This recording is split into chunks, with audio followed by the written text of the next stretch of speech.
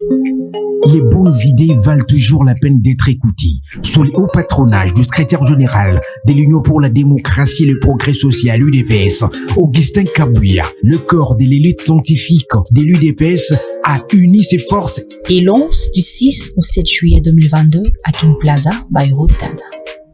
Sa première conférence sur les défis du développement de la République démocratique du Congo. Plusieurs éminents auteurs seront au rendez-vous autour du thème principal. Science au service du peuple, prenez rendez-vous. Car c'est ici que les intelligences se réunissent pour une initiative unique en vue de développer la RDC. Pour toute information, contactez le numéro le plus 243 89 95 49 969 ou le plus 243 81 78 38 089. Maintenant, passer au deuxième intervenant. Il va nous parler de la problématique des embouteillages à Kinshasa et enjeux économiques. Les embouteillages, en tout cas, nous en vivons tous les jours. Tout le monde vit les embouteillages. Et pour ça, je vais devoir inviter monsieur l'expert ingénieur Aimé Alain Kalala. Il est ingénieur mécanicien. Je vais l'inviter donc à rejoindre le podium sous vos applaudissements, s'il vous plaît.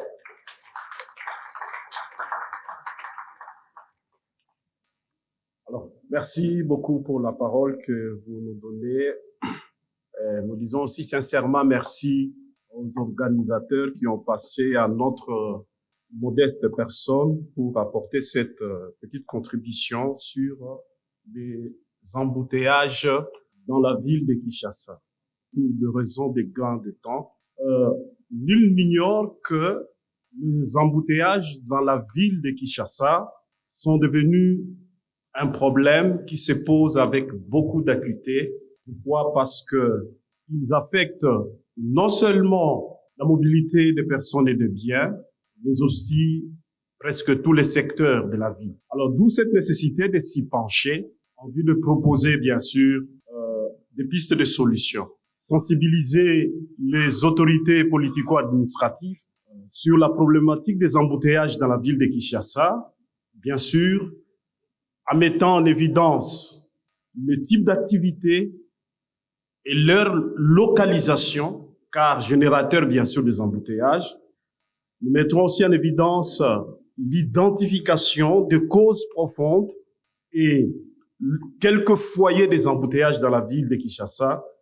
Éventuellement, au travers de cette petite communication, nous allons essayer de proposer quelques solutions à court terme, à moyen terme et à long terme. Voilà, j'ai déjà parlé dans cette petite introduction de mon plan.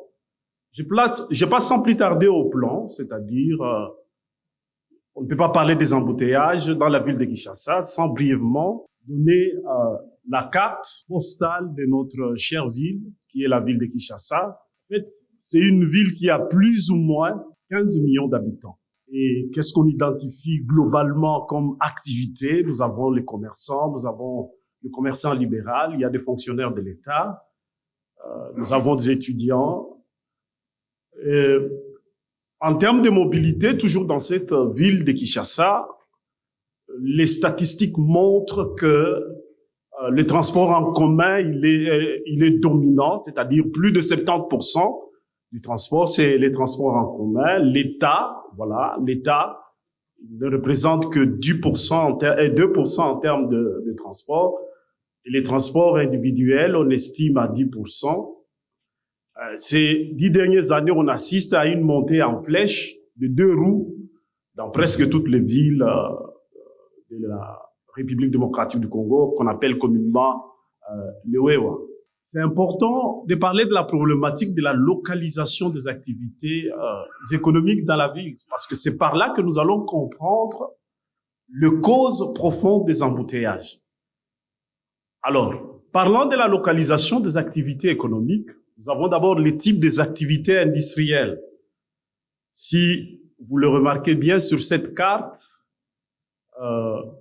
le plus grand, on localise le pôle des activités industrielles sur les 23 communes de la ville de Kinshasa sont beaucoup plus localisées dans la commune de Langombe, le long de la baie d'Engaliema. Vous avez la commune de Limete, commune de Kingabo.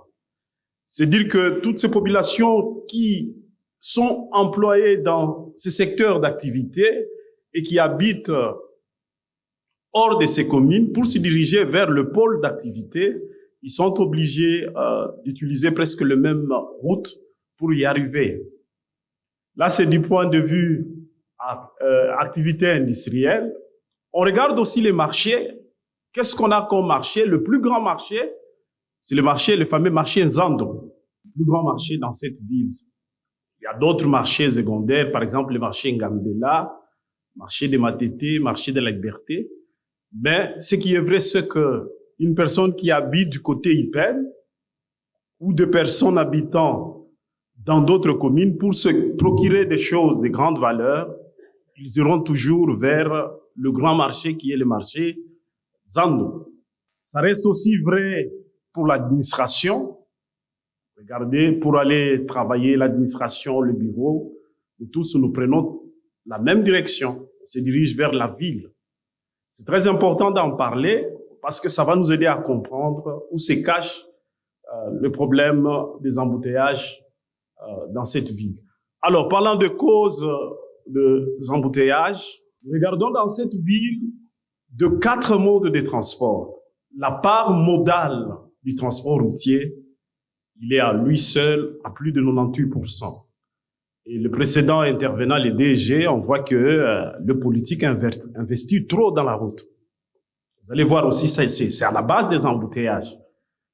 Quand vous regardez le transport en termes du ferroviaire, il est absent. On n'en a même pas parlé dans les infrastructures. Quand vous regardez les transports fluvial, absent. Donc, nous pouvons comprendre par là que le mode routier, principalement dans la ville de Kinshasa, il est dominant. Alors, quelles sont les conséquences qui en résultent? Quand vous avez un mode qui domine seul, vous bénéficiez des avantages de ces modes et de ces inconvénients.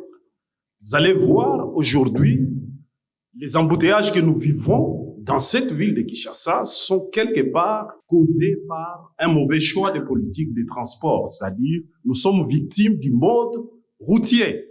Et vous allez voir l'intervenant précédent, on investit trop dans le routier. C'est-à-dire, on nous invite dans les années à venir à avoir encore beaucoup plus des embouteillages. Alors, d'autres causes sont là. D'autres causes sont là. La mauvaise localisation des activités économiques. Ça aussi, c'est un problème. Quand tout le monde dans une commune, dans une ville, doivent se diriger vers un pôle pour se ressourcer ou pour travailler, c'est-à-dire ça ne peut que créer des embouteillages. Il y a aussi la forte concentration de population dans certaines zones. Un autre problème, c'est que nous avons aujourd'hui, dans la ville de Kinshasa, un réseau routier qui n'est pas adapté à la demande en transport. Vous avez une population, une augmentation exponentielle donc contrôlée de la population. La population augmente, mais le réseau de transport ne suit pas cette augmentation. Donc ça, c'est parmi aussi les causes profondes des embouteillages. Voilà, pour des besoins de gain de temps, je ne voudrais pas passer. Je vais cibler quelques exemples de foyers et essayer de donner quelles sont les causes. Par exemple, quand vous arrivez au rond-point Gaba, le fameux rond-point qu'on appelle le rond-point Gaba, c'est un pôle où les embouteillages ne manquent presque pas. Et il y a une forte probabilité, quand vous y allez maintenant, vous trouvez un embouteillage là-bas. Alors, quelles sont les causes? Il y a le pôle, il est là, le nœud routier est là. Les causes, c'est notamment les activités économiques tout autour du nœud routier et des constructions anarchiques. Toujours sur la même avenue, si vous prenez le croisement bypass avec ce qu'on appelle l'entrée Riguni, cet endroit aussi, c'est un endroit où les embouteillages sont fréquents. Là, une cause, c'est l'entrée, qu'on appelle communément l'entrée régulière. C'est une entrée, comme la carte peut le montrer, c'est une entrée mal aménagée. Voilà, il y a beaucoup, par exemple, ici, pour ceux qui utilisent Zunguma, entrée Saint-Luc, ça c'est encore un foyer des embouteillages dans la ville de Kinshasa. Il est dû à la faible capacité de la route, et aussi à une entrée mal aménagée. Voilà, je vais passer quelques autres. Maintenant, avec cette population qui augmente, nous avons presque beaucoup de foyers, des embouteillages dans cette ville de Kinshasa. Nous pouvons terminer par exemple avec la route ou l'avenue qu'on appelle communément avenue des touristes. Là, c'est pour ceux qui empruntent Mimosa, Pompage. Ici, essentiellement, c'est le non-respect du code de la route par les usagers aussi, la faible capacité de la route. Il y a beaucoup de foyers des embouteillages maintenant dans la ville de Kinshasa. Comme l'État était limité, on n'a pas voulu le parcourir.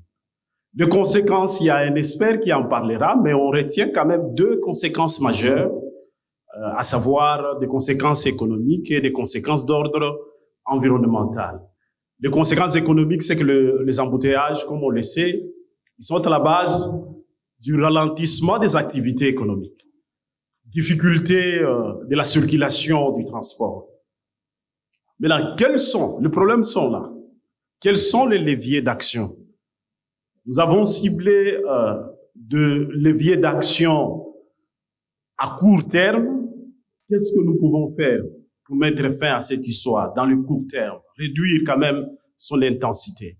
Le premier levier d'action, nous devons agir parce que certains embouteillages dans cette ville sont provoqués par les comportements des usagers de la route.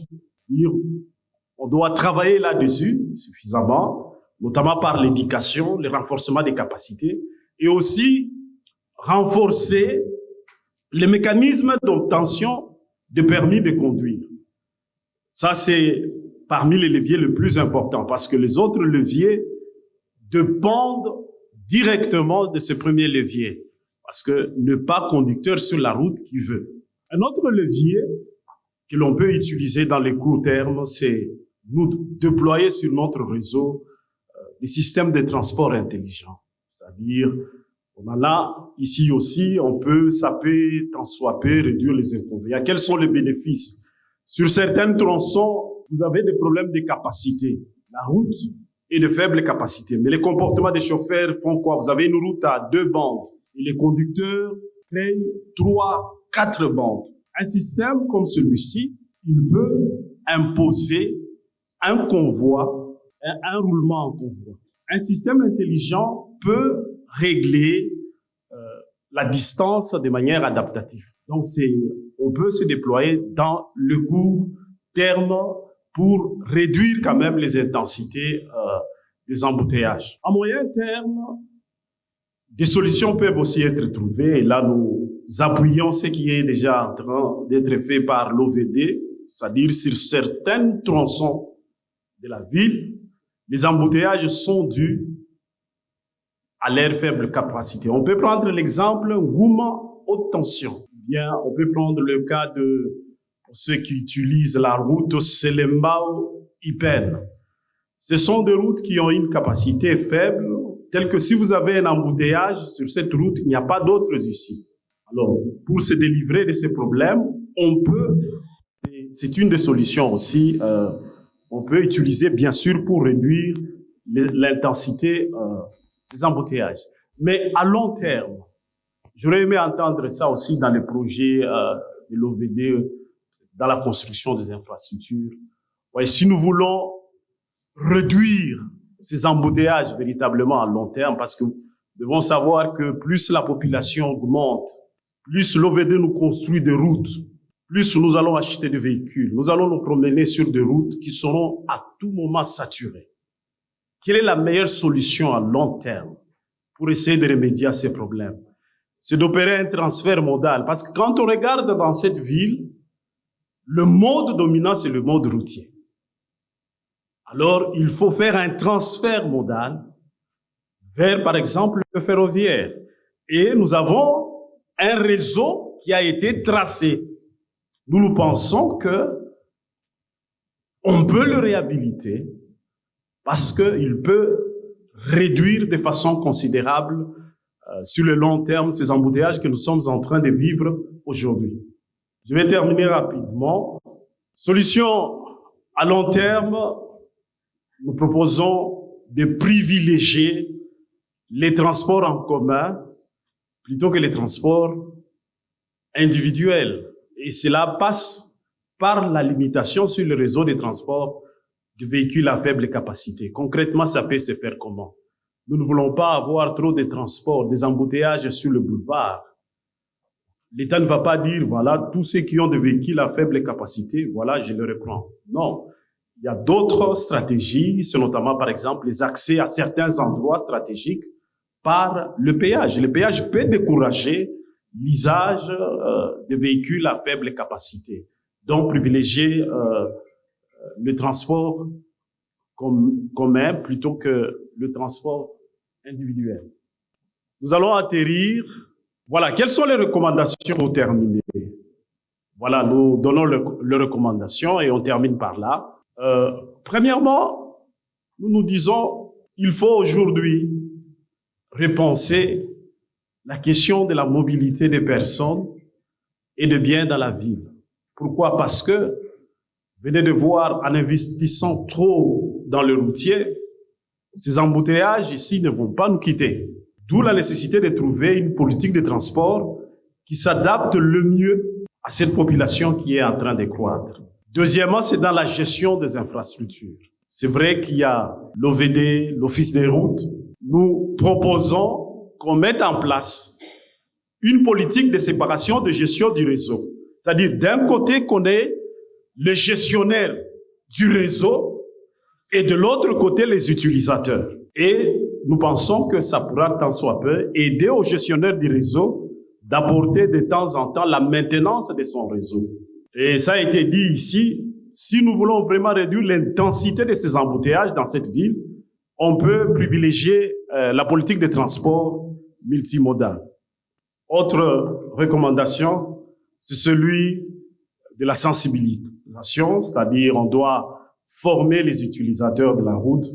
Et enfin, nous sollicitons la mise en place d'une autorité de régulation des transports. Quand nous regardons par exemple les secteurs du transport en commun, privé, en fait nous avons sur nos routes des petits roitelets. Le même véhicule qui vous transporte le matin, vous avez payé 2000 francs. Le soir, le même conducteur, il vous demande 4000 francs. Donc, nous pensons que si on pouvait mettre une autorité de régulation des transports, ça pourra aussi éviter plusieurs bévies sur le réseau routier. Je vous remercie.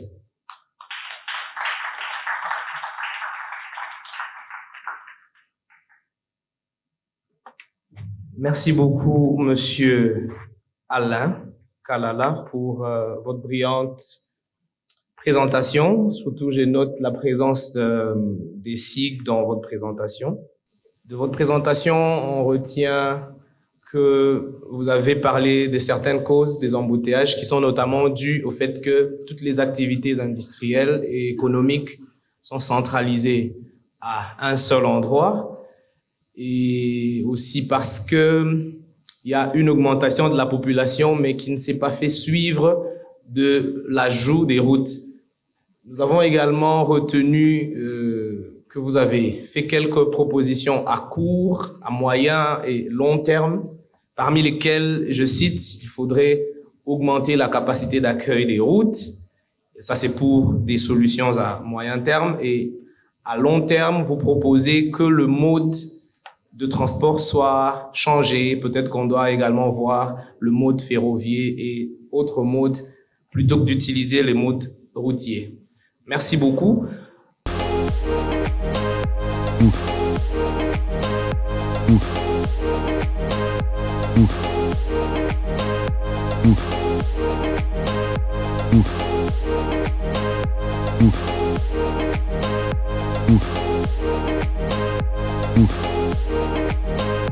beaucoup.